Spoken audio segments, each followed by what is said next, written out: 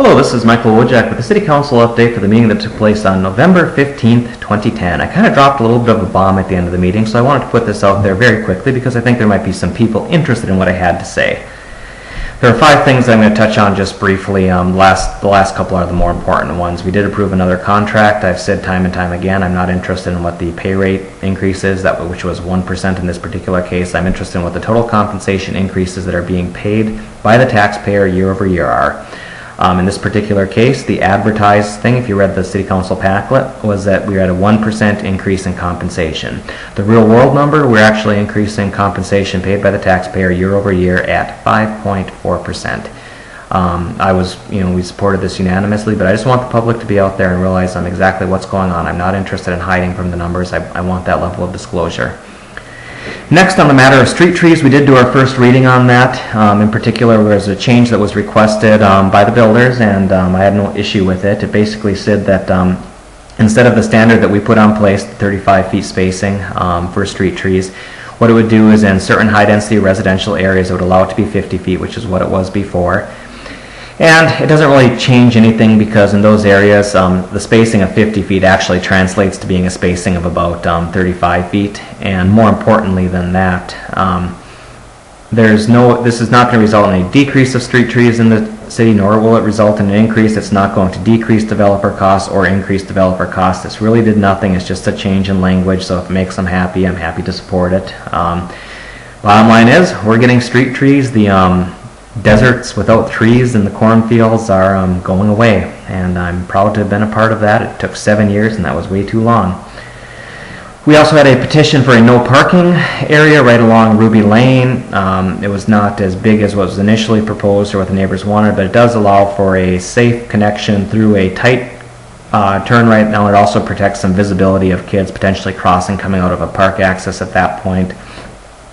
It was on the consent agenda, so for those of you that showed up in the meeting and didn't realize, thought we didn't talk about it, we actually did. We passed it with the consent agenda, so that will be implemented as soon as our street crews get to it. Next of all, I just love the surprises you sometimes get prepping for the City Council meeting. This actually just came in today. It was a letter from Jay Burke, who felt that I was mean and inappropriate to his paid lobbyist at the last City Council meeting, and he wrote a letter to the City Council, and Dennis Hansen agreed to have that letter on, and we voted on whether or not to accept that letter into the record, and I voted with everyone else 7-0 in favor of hearing him. I heard exactly what he had to say. The bottom line is his letter accuses me of an obvious of asking questions completely unrelated to the tree ordinance. His letter, however, did not give a single example why. I asked him about it, and the example that he came up with, he's just dead wrong on, and I'm going to post the entire video on the website and just make you, point out exactly how every question I asked pertained to the street tree ordinance. He also said that my questioning was an obvious attempt to trap and embarrass Mr. Lehrman. Well, my questioning was pretty to the point, and I think I made a lot of good points before I was cut off by Dennis Hansen, and I'll let you watch the video and you can decide for yourself.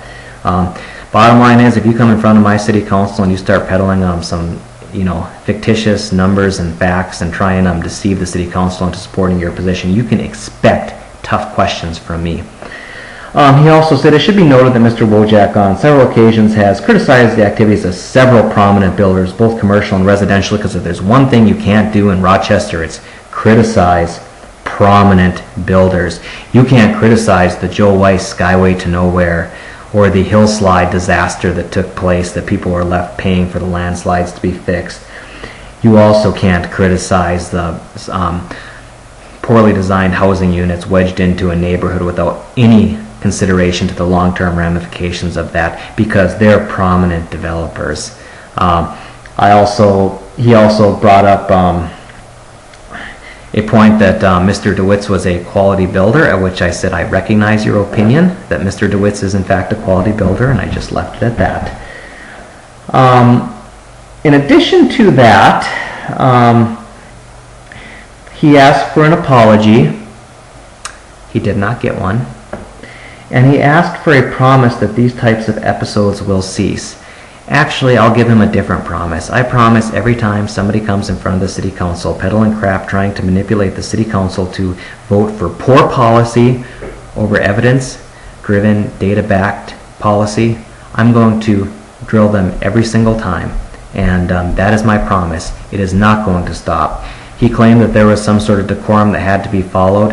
Basically, the decorum involves pandering to lobbyists that come in front of us, and that is not a decorum that I abide by. I don't believe it's a criteria for the position that I hold.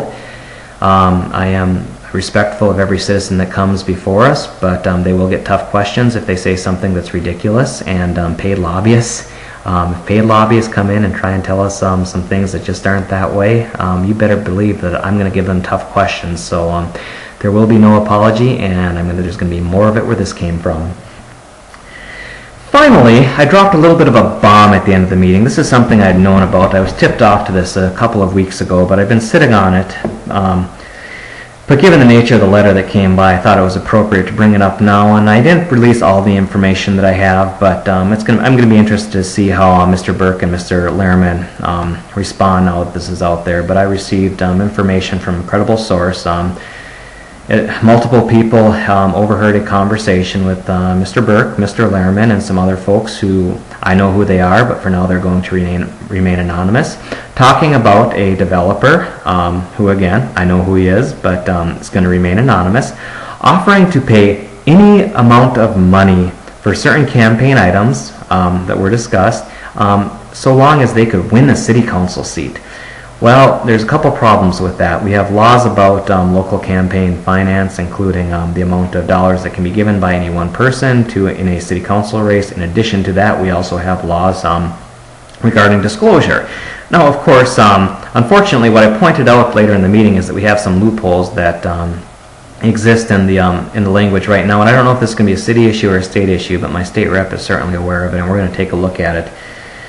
But the issue is in theory, somebody could, this developer, if he wanted to buy a city council seat, could probably give $50,000 to buy the city council seat. Should be enough money to make a pretty good push for it.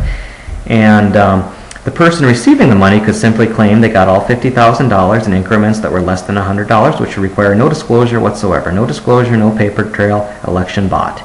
I don't think that's what the citizens of Rochester want. As a result of that, I said that this is something we need to take a look at, because we don't want our city elections going to the highest bidder. We don't want a developer. In this case, Mr. Lehrman had no bones about bringing this up in public, that was willing to try and buy an election.